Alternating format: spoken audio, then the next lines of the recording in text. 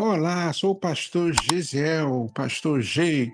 Seja muito bem-vindo ao canal. E o propósito desse canal é difundir a palavra de Deus. Antes de seguirmos para o conteúdo, peço que você compartilhe esse vídeo com amigos, familiares, em suas redes sociais ou no WhatsApp. Dessa forma, você nos ajuda em uma grande missão que é difundir a palavra para cada vez mais pessoas. Agora, vamos ao conteúdo.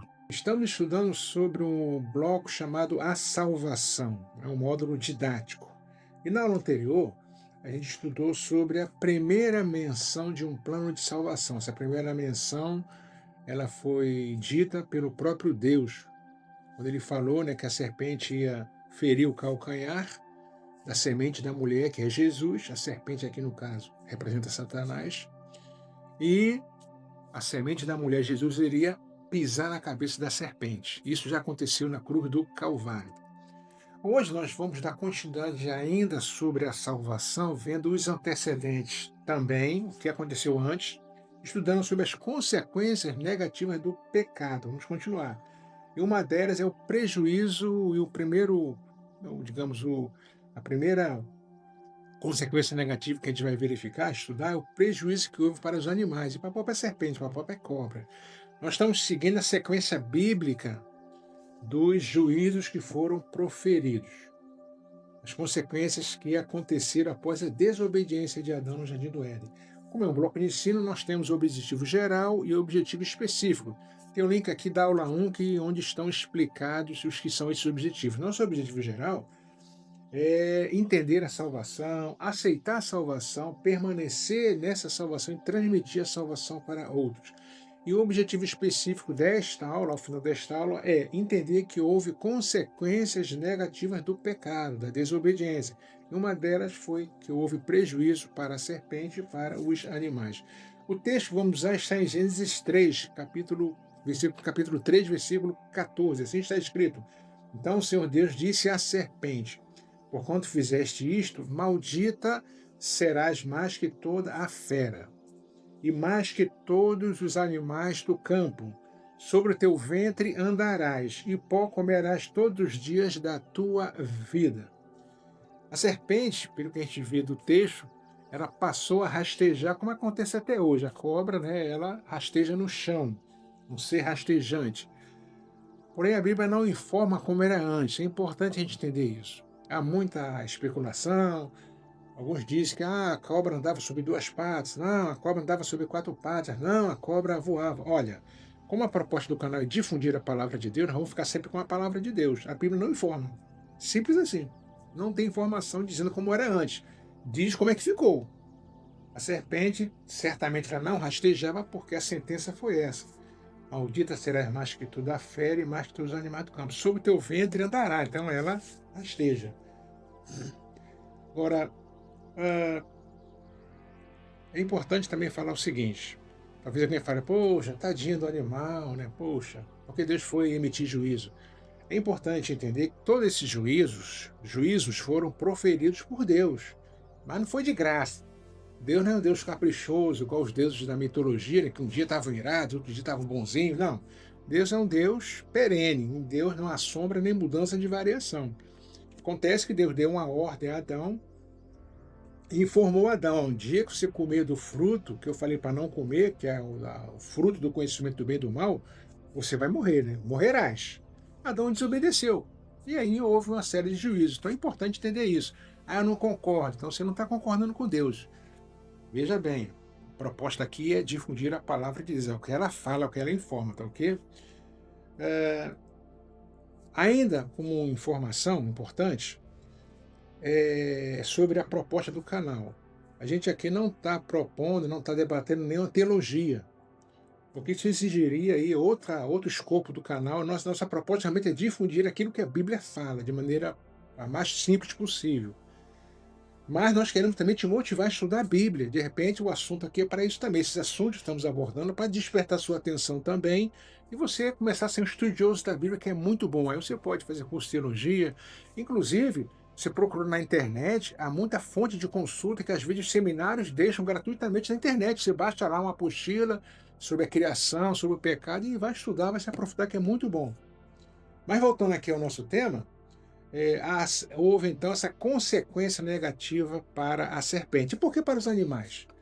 Para a serpente, porque ela foi declarada como maldita. Você vê que até hoje ninguém gosta de cobra. A maioria da população não gosta de cobra, porque ela é venenosa, ela é peçonhenta, ela normalmente está escondida, é traiçoeira, né, vamos dizer assim, na nossa visão humana. Claro, é um animal, é o instinto dele.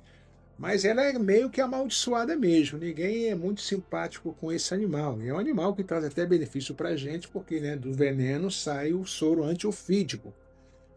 Mas essa sentença acompanha a cobra, a serpente. Agora, os animais também sofreram consequências. Por exemplo, os animais hoje se tornaram, desde aquela época, predadores e presas. Não era assim antes. O pecado, a desobediência que provocou esse desequilíbrio, essa desarmonia na natureza. Hoje, sejam entre os mamíferos, predadores e presas, entre os peixes, né, no mar, no meio aquático também há, insetos, predadores e presas, aves também, predadores e presas. Então vejam que os animais estão, o reino animal como um todo foi afetado. E além disso, a natureza está degenerada, ela foi corrompida, ela perdeu as suas características originais de fornecer ao homem alimentação em abundância, fornecer ao homem água pura. Ainda existem na natureza, é claro, recursos naturais puros, intocados, incontamináveis, mas na maioria do planeta Terra, infelizmente, a natureza está comprometida pelo próprio homem. Mas a natureza, quando esse juízo aqui abrangiu os animais, o próprio derramamento de sangue, né, de um animal por outro manchou a terra. Então vocês vejam que essa consequência não foi apenas para a serpente. É claro, não esquecendo que houve um juízo físico, digamos assim, para a serpente como cobra, como animal, mas também houve um juízo contra a serpente espiritual, porque Satanás usou a serpente cobra como instrumento para fazer a tentação.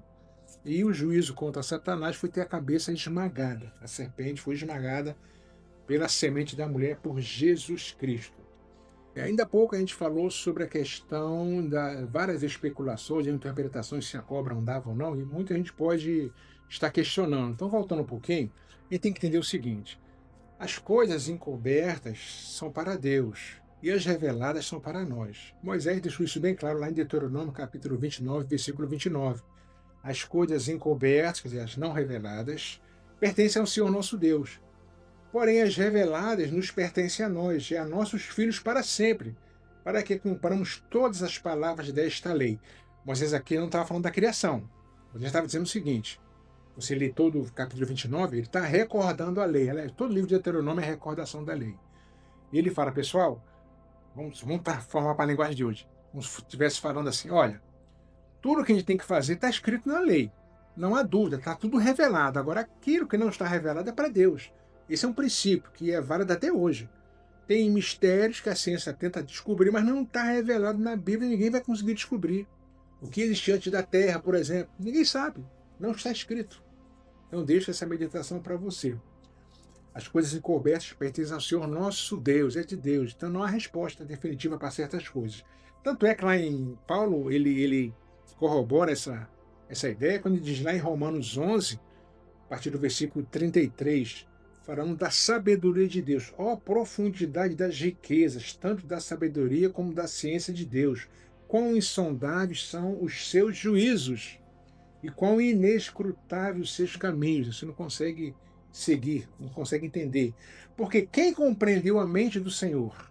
Ou quem foi seu conselheiro? Ou quem lhe deu primeiro a ele para que ele seja recompensado? Porque dele e por ele e para ele são todas as coisas. Glórias, pois, a ele eternamente. Amém. Ok? Bom, como último tópico, podemos falar também o seguinte: tem muita gente adorando a natureza.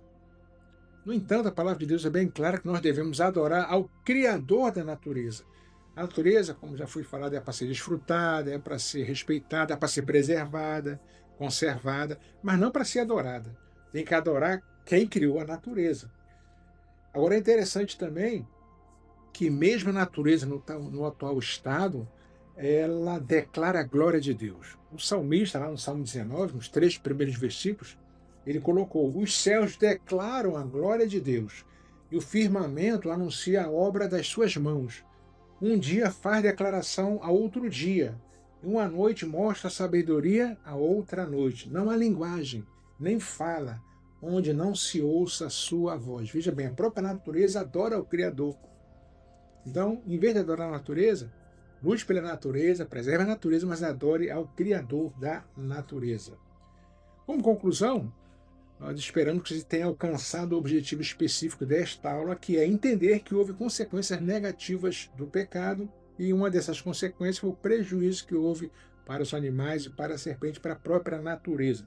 E como sempre, queremos, antes de terminar, finalizar, deixar uma reflexão. Como você vê a natureza hoje? Como seria a natureza se não houvesse o pecado lá no Jardim do Éden? Se a natureza hoje já é maravilhosa, nos faz tão bem, imagine como é que seria. São reflexões que nós devemos fazer, porque às vezes no corre-corre, no dia a dia, a gente não tem tempo para pensar. Então é bom pensar, meditar e ver o que aconteceu na criação e na decorrência da criação. Deus te abençoe. Você gostou desse conteúdo? Então deixa seu like e dessa forma você ajuda o canal. Eu consigo saber se esse vídeo foi relevante para você. Também deixe seu comentário com sugestões ou até mesmo dúvidas. Quem sabe seu comentário vire um próximo vídeo aqui no canal. Não esqueça de se inscrever no canal e ativar o sininho. Assim você será lembrado sempre que tiver um vídeo novo. Que Deus te abençoe.